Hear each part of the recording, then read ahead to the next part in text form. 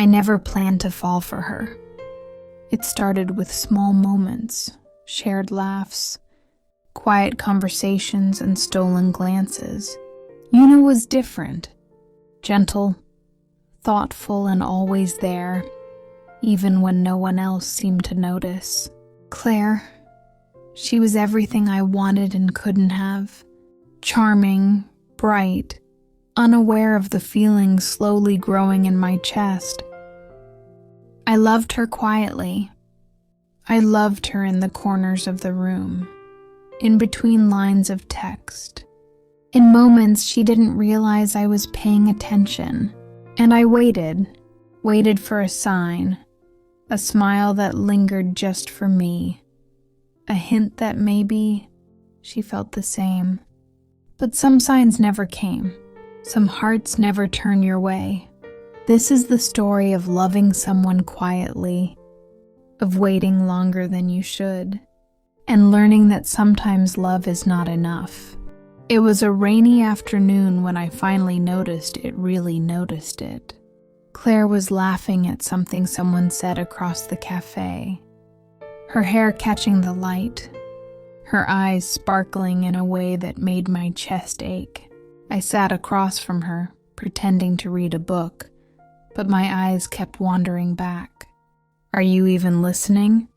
she asked, tilting her head, a teasing smile tugging at her lips. Yeah, I muttered, trying to sound casual. She raised an eyebrow. Not convinced. I wanted to tell her the truth. I wanted to tell her that I'd been noticing everything about her for months, the way she tucked her hair behind her ear when nervous, the way she hummed to herself while working, the soft laughter that made me forget how to breathe. But I didn't. I just smiled, hiding the storm inside me. Later, when she wasn't looking, I scribbled in my notebook. I love her. I've loved her for months, and she doesn't even know. That's when it hit me. Not as a sudden revelation, but a quiet, sinking truth. I wasn't just fond of Claire. I was completely, utterly in love. And I had no idea if she'd ever feel the same. I sighed, closing my notebook. Waiting had been easier than imagining a life where she didn't love me back. But something deep down whispered, the waiting might break me. And that's when I knew this was more than a crush. This was a love I couldn't stop, no matter how much it hurt. Some days it's the tiniest things that make my heart both sore and ache. Claire didn't even realize it when she leaned over to help me with a tricky spreadsheet. Her fingers brushed mine just for a second, but that second lingered in my mind long after she was gone. "Thanks," I whispered, not even sure who I was thanking her, or the universe for letting me be this close. "Don't mention it," she said, smiling as if nothing had happened. And that smile, that smile, it made me want to confess everything, but I didn't. I couldn't. Later, we walked through the quiet streets, the soft glow of streetlights reflecting on the wet pavement. Claire laughed at some joke I didn't even make, and I found myself laughing too, though it felt more like a release than amusement. I wanted her to see me, really see me, but every time I tried to find the words, they dissolved into nothing, and so I waited. I waited for any sign, any gesture that might mean she felt even a fraction of what I did. At some point I realized something terrifying. I wasn't just noticing her, I was living in her shadow. Every smile she gave, every casual touch, every laugh that wasn't for me, it all mattered more than it should.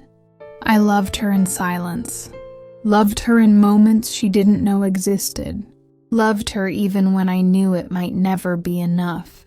And yet, despite the ache in my chest, I kept walking beside her, hoping one day She'd noticed the love that had been right there all along. I had been waiting for months, holding my feelings like fragile glass in my chest.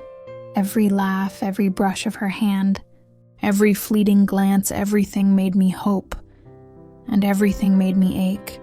It was late one evening when we found ourselves alone in the quiet office, the soft hum of fluorescent lights filling the space. Claire was bent over her laptop, eyebrows furrowed, and I couldn't take it anymore. "Claire," I said softly, my voice trembling. She looked up, surprised by the urgency in my tone. "Yes?" she replied, unaware of the storm raging inside me. I need to tell you something," I blurted out before I could stop myself. She tilted her head, concern flickering across her features. "What is it?" I swallowed, trying to steady my voice. "I've been in love with you for months, and I can't wait anymore. I can't pretend that these feelings don't exist while you're smiling at everything else." Her eyes widened. For a moment there was silence, a silence so heavy it pressed against my chest. I didn't know," she whispered finally, almost too softly for me to hear.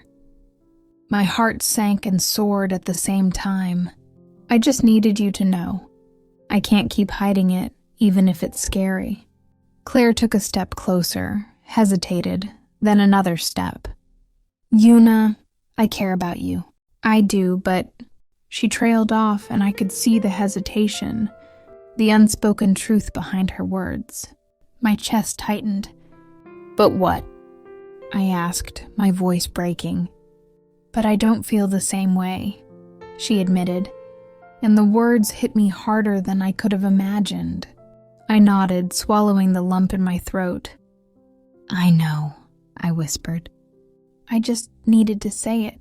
Even if you don't feel the same, at least I don't have to wait in silence anymore." She looked at me, regret in her eyes, and for a moment I almost hated her, but I didn't.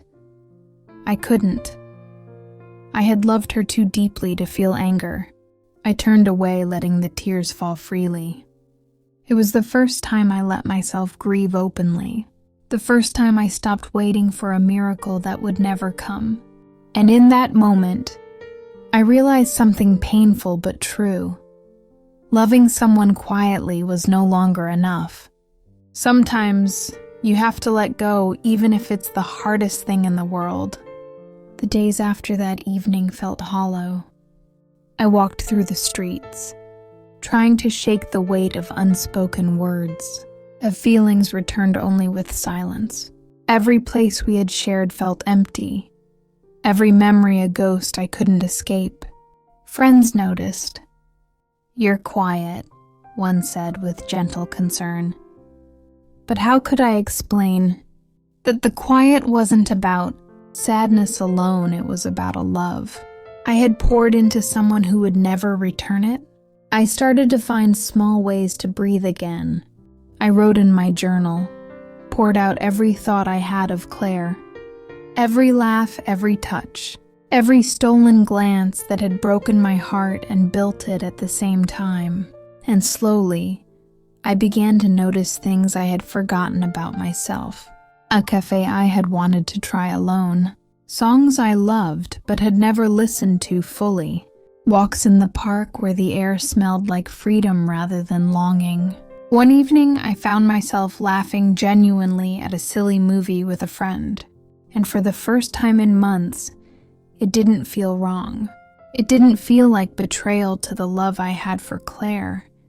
It just felt like me again. I realized that healing didn't mean forgetting. Her, it meant finding a way to love myself even when she couldn't. Love me back. And in that quiet moment, I made a promise to myself. I would never again wait for someone who couldn't choose me. I would never make my happiness dependent on someone else's heart. I didn't know what the future held, but for the first time, I wasn't afraid of facing it alone, because maybe, just maybe, letting go of someone who wasn't. Mine wasn't the end of love, it was the beginning of loving myself. It took weeks before I could look at the world without Claire shadowing every thought. I started small. A morning run, the coffee shop I had avoided because it reminded me of her, even volunteering at a local shelter just to feel alive again. Each tiny step felt like victory. Each smile I managed to give felt like reclaiming a piece of myself I thought I had lost forever. And then one evening, while walking home under a sky painted in sunset hues, I realized I hadn't thought about Claire all day. Not really. A wave of relief hit me, mixed with sadness, and I laughed softly to myself. I was beginning to live again, not waiting, not hoping, just living. Life, I discovered, is quieter but more beautiful when you learn to find joy in your own company. I signed up for a painting class I had always wanted to try. I reconnected with friends I had neglected. I even let myself indulge in music, movies and books that made me laugh, cry or think without guilt. And slowly, the weight of unrequited love lifted. I still remembered Claire, still felt the ghost of what could have been, but it no longer controlled me. One night I stood on the balcony looking at the city lights. A breeze brushed against my face and I smiled. I was free. Free to feel, free to make mistakes, free to love again, maybe one day someone who could choose me. For the first time in a long time, my heart wasn't aching from waiting. It was just mine, and that was enough. Days turned into weeks and weeks into months. I learned that healing isn't a straight line. Some days I smiled freely. Some days memories hit like lightning, unexpected and sharp. But I was no longer crushed by them. I didn't run from them either. Instead, I let them wash over me, learning what it felt like to love without needing anyone to return it. I found joy in quiet mornings and ordinary moments. The smell of coffee, the laughter of strangers, the rhythm of my own heartbeat. These small things became my sanctuary. One evening, while reading in the park, a friend nudged me. "You seem lighter," she said. I smiled. "I am," I whispered. "Finally I am." It was the first time I felt whole again. Not because someone loved me, but because I loved myself. Life didn't pause after unrequited love. It moved forward, and so did I. I began taking chances, reaching out to new friends, exploring new passions, even daring to imagine love again someday. Not Claire, not anyone from the past, but someone who could see me fully without hesitation.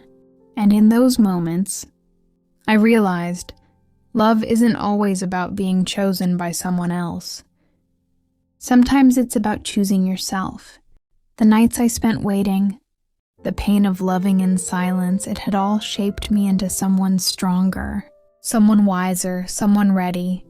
I didn't know what the future held. Maybe love would come again. Maybe it wouldn't. But I knew this. I would never again lose myself waiting for someone who couldn't choose me. I had waited, I had loved, I had cried, and now I was free.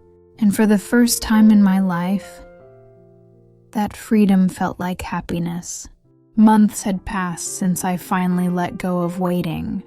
I was no longer haunted by Claire's laughter or the brush of her hand. Instead, I carried memories like gentle reminders of what I had survived. One afternoon, while exploring a bookstore, I met someone new, a spark of connection I hadn't expected. Her name was Sarah, and she smiled at me in a way that didn't demand anything, yet invited everything. I laughed at the irony. After loving quietly for so long, I was finally opening my heart not because I had to, but because I wanted to. It was small. It was tentative. But it was mine. And for the first time, I realized that life didn't have to be defined by unrequited love. I could create joy on my own, and maybe one day share it with someone who truly chose me. I stood by the window one evening, city lights stretching endlessly below. The wind brushed my face, carrying a sense of calm I hadn't known for months. I thought of Claire, of the love I had quietly carried in my chest. I didn't feel pain anymore, not the sharp, aching kind. I felt gratitude for the lessons, for the growth, for the strength I had found in myself. Love had once made me wait. Love had once made me ache. But now, love had taught me to choose me first. I smiled. I was no longer defined by someone else's heart. I was free, and in that freedom, I had discovered something greater than longing or heartbreak. I had discovered myself, and maybe, just maybe, that was enough. Love isn't always about being chosen. Sometimes it's about loving in silence, and then finding the courage to let go. Una waited. She loved quietly, she hoped. And when she realized that waiting was breaking her, she chose herself. This story reminds us that self-love is the strongest love, that heartbreak can heal, and that freedom to live, laugh, and love again comes when we stop waiting for someone who can't choose us. Remember, you are enough. You are worthy. And your heart deserves someone who sees you fully. Thank you for listening until I got tired of waiting. Like, share, and subscribe for more emotional WLW stories.